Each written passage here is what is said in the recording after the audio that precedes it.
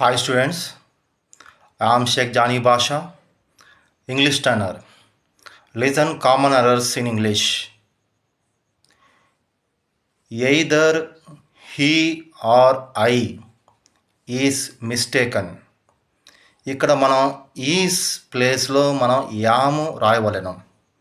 Either he or I is mistaken. Is అనేది ఉపయోగించరాదు. ఇక్కడ ఎయిదర్ ఆర్ అనేది హీని ఐని కలుపుతుంది. ఇక్కడ వర్బ్ క్రియ అనేది దానికి దగ్గరలో ఉన్న సబ్జెక్ట్ని ఫాలో అవుతుంది.